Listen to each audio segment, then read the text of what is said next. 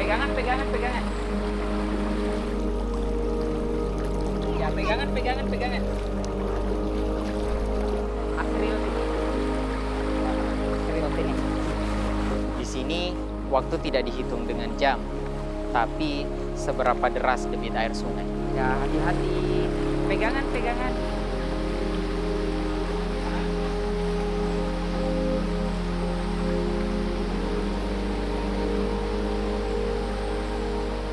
Alhamdulillah airnya tidak terlalu deras ya, walaupun tadi subuh hujannya lama. Oke, pasang sepatu.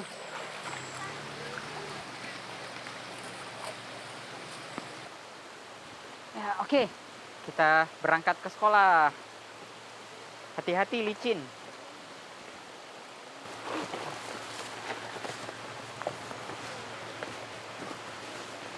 Nah, ayo. Kalau kami itu pergi ke sekolah bukan karena rutinitas, tapi keputusan yang mempertaruhkan keselamatan.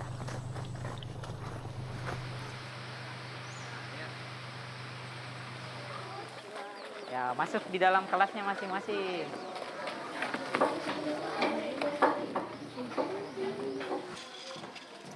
Assalamualaikum. Oke. Silakan sekarang naikkan buku matematikanya.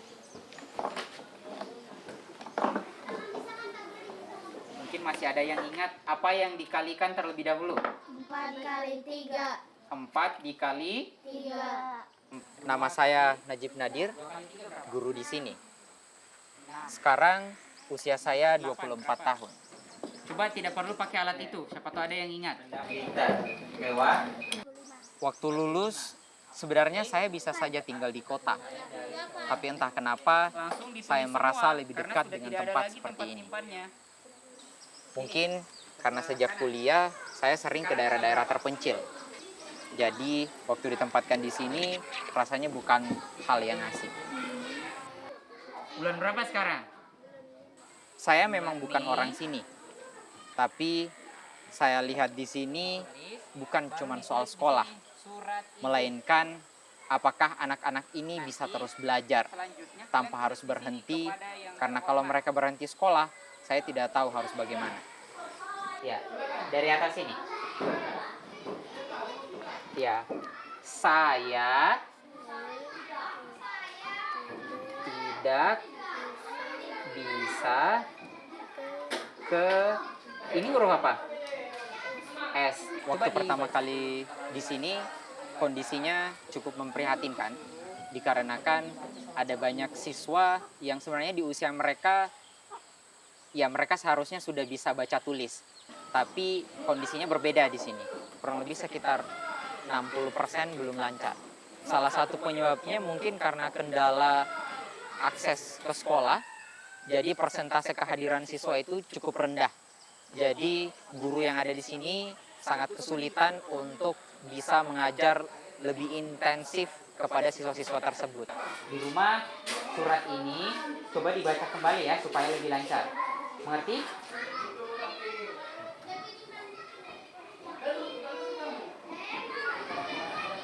Sebenarnya kesenjangan yang paling signifikan dibanding yang pernah saya rasakan itu perhatian orang tua terhadap anaknya. Di sini pendidikan menjadi biaya peluang. Mereka apabila ke sekolah berarti mereka kehilangan kesempatan untuk membantu orang tua, dan itu juga menjadi dilema anak, orang tua, dan kami juga gurunya. Ada juga kesenjangan fasilitas. Di sekolah-sekolah yang ada di kota mungkin mereka dengan mudah bisa mengakses kelas yang nyaman, MCK tersedia, mereka mau minum air bersih ada. Tapi di sini semua fasilitas itu menjadi sebuah kemewahan karena memang kondisi yang ada saat ini belum tersedia. Salah satu yang paling mengganggu juga itu kondisi ruangan yang jumlahnya tidak cukup di sekolah kami. Jadi beberapa kelas harus diisi 2 kelas. Jadi ada 2 papan tulis di dalam satu kelas. Dan itu antara suara guru yang satu dan suara guru yang lain. Apabila memberikan instruksi itu terkadang bertabrakan. Jadi pembelajaran tidak begitu efektif untuk dijalankan. Nah, Oke, 6 dikali 9. Sekarang siswa, Pak Guru mau kalian kalau di praktikkan sekolah, apa 6 kewajiban kali kalian 9. pernyataan berikut? Kasih kesulitan. Salah. Kalau untuk kelayakan, tentu kami guru dan juga kepala sekolah cukup prihatin dan juga selalu tergerak untuk memperbaiki sekolah ini. Cuman memang jumlah siswa aktif di sekolah kami itu sangat sedikit. Jumlahnya ada sekitar 71 siswa yang terdata, namun yang hadir secara reguler itu hanya 38 siswa. Jadi dana BOS yang didapatkan untuk perbaikan sekolah itu juga sedikit. Kami hanya bisa memperbaiki seadanya. Kalau besok sudah selesai, oke, jam istirahat sudah masuk, silakan istirahat.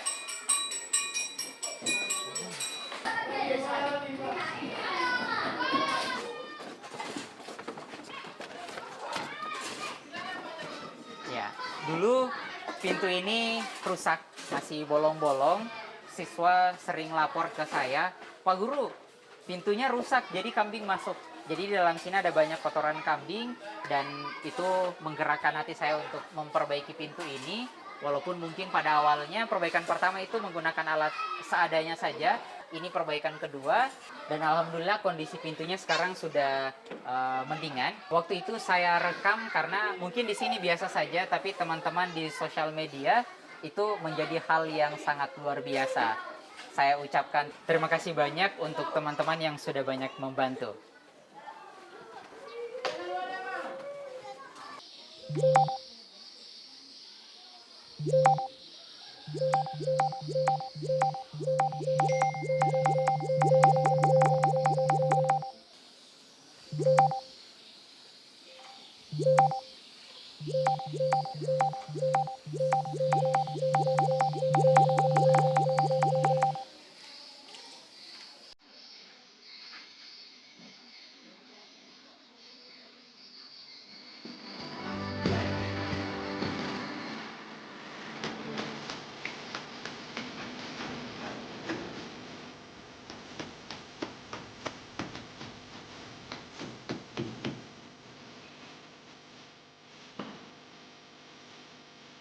Pertama kali sampai saat ini kami ambil gambar itu bukan sesuatu yang direncanakan, tapi memang momen yang ada pada saat pengambilan gambar itu lagi pas, dan saya merasa oh ini bisa jadi kenang-kenangan ke depannya. Seperti beberapa waktu yang lalu pada saat kami sedang belajar, kemudian hujan deras turun, siswa buru-buru dipulangkan karena kami takut sungai meluap. Saya juga secara spontan mengangkat kamera, mendokumentasikan momen tersebut, seolah kamera ini menjadi saksi sunyi perjuangan kami di ujung arus. Cepat sebelum banjir. Nyebrang. Pada saat saya posting video itu, tidak ada perasaan semacam, oh saya takut posting ini, posting itu.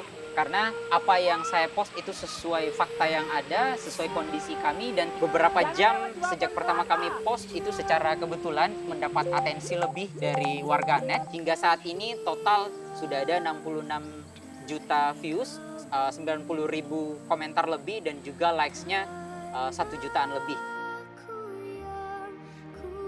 Alhamdulillah banyak sekali orang-orang yang peduli dengan anak didik kami dengan memberikan bantuan ataupun sekadar membantu mention pemerintah untuk lebih memperhatikan kami di pelosok ini.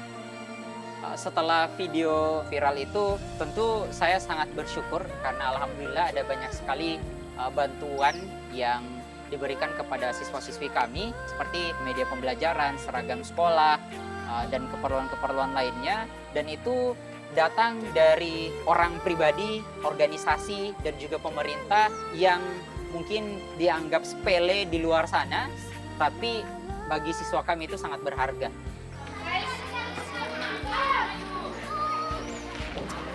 Ayo, kita bagi hadiah, ayo, nih. Ya, kumpul sebelah sini semuanya. Nah, sudah siap buka hadiahnya? Sudah. Oke. Ada yang bisa tebak isinya apa?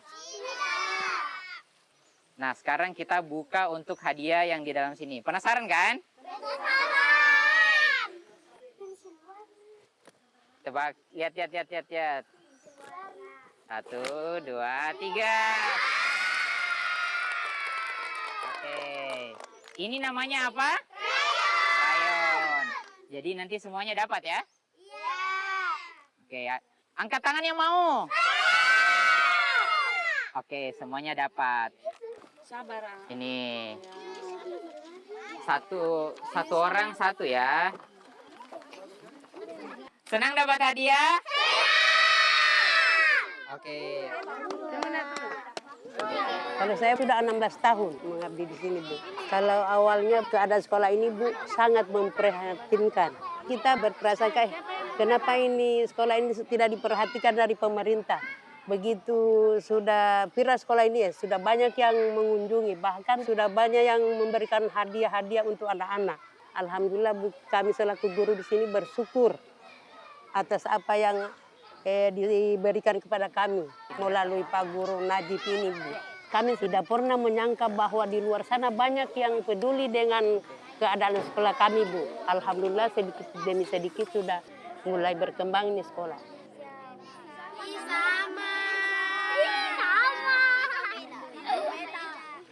Oke, kalau misal sudah dikasih bilang apa? Oke, kita doakan yang kasih pewarna hari ini itu rezekinya lancar dan urusannya dipermudah. Amin. Oke, sekali lagi bilang terima kasih.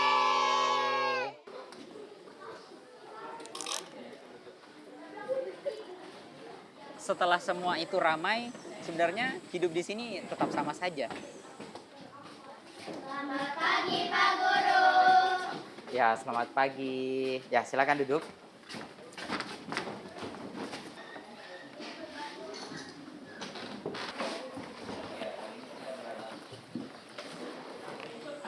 Sebagai guru, tugas saya bukan cuma mengajar, tapi memastikan mereka tetap punya kesempatan. Selain airnya keruh, fungsi tumbuhan yang ada di gunung itu fungsinya untuk menyerap dan menyimpan air. Nah, terkadang di dalam satu kelas, siswa kami itu hanya 6 atau 7 orang saja.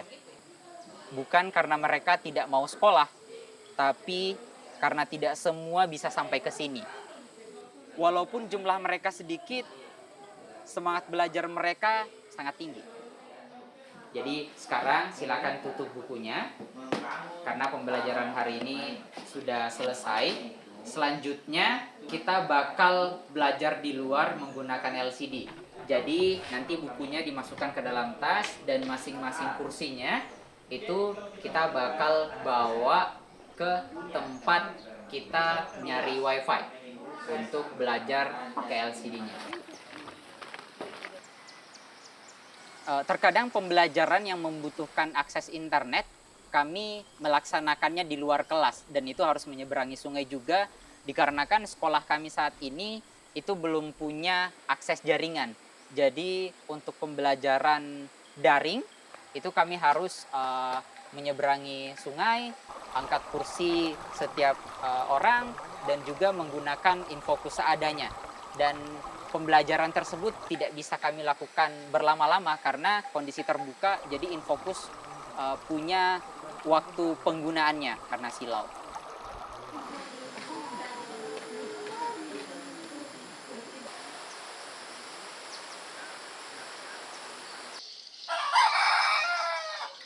Oke, Pak Guru jelaskan ada berbagai macam bentuk bencana alam.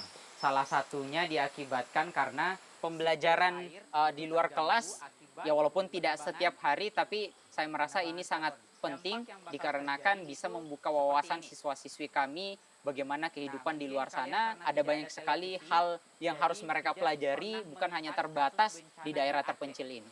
Dan juga beberapa wilayah di Indonesia, jadi mereka sangat excited membuat apa yang diajarkan ya bisa mereka pahami lebih mudah. Mengerti?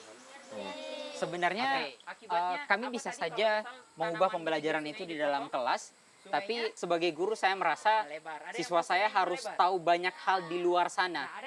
Ada banyak sekali materi yang bisa kita akses dari internet dan mereka tidak mengenal internet hanya sebatas hiburan, tapi juga pembelajaran. Harus menjaga hutan. Ya, kurang lebih seperti itu. Ya, pembelajaran hari ini cukup.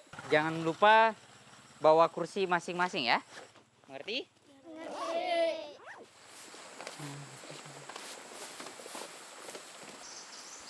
Karena di tempat ini perjuangan tidak berhenti di ruangan kelas saja, tapi pada saat mereka datang ke sekolah, pulang ke sekolah, bagaimana mereka bisa bertahan hidup dalam kondisi keterbatasan, bagi kami bukan seberapa banyak siswa, tapi seberapa mau mereka bertahan untuk belajar.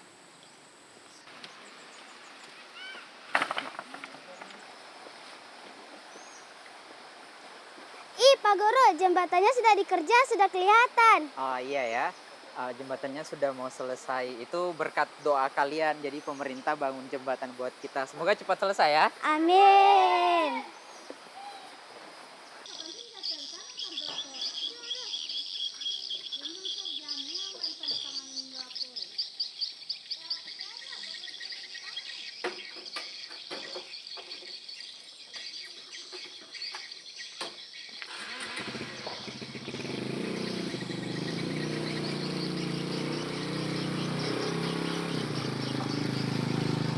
Setiap hari kami berangkat ke sekolah, itu jaraknya kurang lebih 8 km. 5 km pertama itu kondisi jalannya berbatu dan ada beberapa tanjakan yang ya cukup menyulitkan. Sebagai tenaga pendidik di sekolah terpencil ini, sebenarnya rasa untuk menyerah itu hampir selalu datang. Tapi motivasi kami sebagai guru muda, masih ada guru tua yang selalu berjuang untuk datang ke sekolah. Mereka sudah belasan tahun dan tidak pernah menyerah.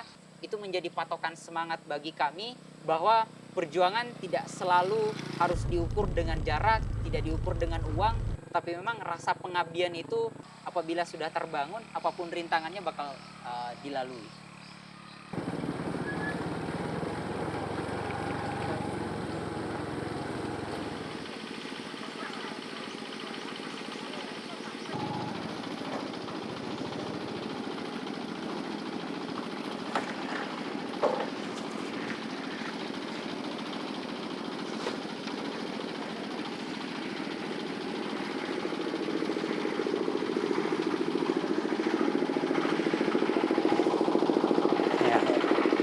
Permisi Pak. Ya, Ya.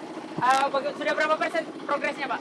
alhamdulillah untuk progres pekerjaan ini dengan diserta sudah 49% Pak. Oh, 49% ya. Iya. Target awalnya selesai berapa hari ini Pak? Target awalnya 1 bulan. 1 bulan cuma kan Pak. Oke. Situasi dan kondisi sampai itu mungkin akan setengah lama mungkin kerja. Oh ya. Karena penuntutan material yang setengah mati. Oh, berarti kendalanya perihal akses materialnya ya Pak Kades? Iya. Pak Kades, ini sekarang progres bagian apanya? Sekarang ada proses progres sementara pekerjaan, kemudian selesai ini mungkin 1-2 hari akan pindah lagi ke seberang. Oh, Sudah selesai dari sini pindah ke sebelah lagi ya Pak? Oke. Ya. Ya, semoga cepat selesai ya Pak pembangunan jembatannya supaya siswa kalau hujan deras terus air meluap tetap bisa pergi. Ya, itu harapan kami ke warga yang ada di desa ini. Kami bersyukur juga satu sisi ya itulah pemerintah jadi tahu bahwa ada daerah-daerah yang memang membutuhkan. Dari Pak Presiden langsung memerintahkan untuk membuatkan jembatan gantung. Bentangan jembatan ini ada 45 meter. Kalau melihat postingan yang kemarin kasihan juga.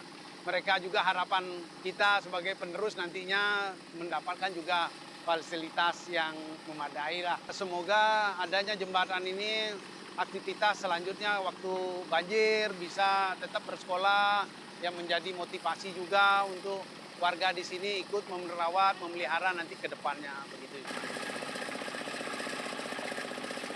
Alhamdulillah kami sangat bersyukur jembatan saat ini sudah sementara proses pembangunan dan setelah viral alhamdulillah dapat atensi pusat proyek revitalisasi itu sekolah kami kebagian. Dan 1 atau 2 minggu setelah penandatanganan MOU tersebut, sekolah kami bakal langsung dibangun.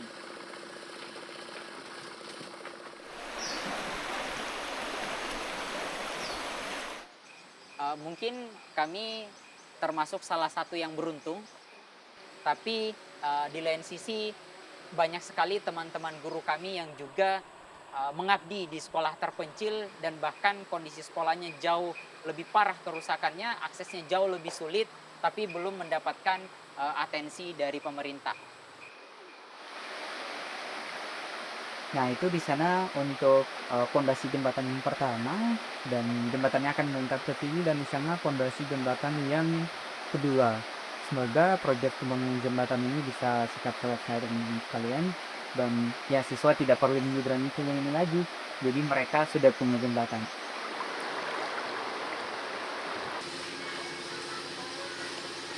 Besar harapannya pemerintah bisa membuat sebuah sistem di mana tidak harus menunggu viral dulu supaya diberikan bantuan. Tapi dari sistem yang terbangun tersebut, sekolah mana saja yang membutuhkan itu bisa diberikan bantuan secepatnya, dikarenakan pendidikan seharusnya menjadi hak untuk setiap anak dan pemerintah menjamin hal tersebut. Jadi pendidikan tidak lagi terbatas untuk wilayah-wilayah terpencil, tapi mendapatkan akses yang sama dengan pendidikan yang ada di kota, agar merata di seluruh Indonesia. Oke, tunggu. Karena bayangkan, di sekolah terpencil ini ada banyak sekali anak-anak yang harus bertaruh nyawa untuk sampai ke sekolah. Oleh sebab itu, angka putus sekolah di sekolah terpencil itu sangat tinggi, dikarenakan mereka tidak hanya mempermasalahkan biaya, tapi juga keselamatan, pergi dan juga pulang dari sekolah tersebut.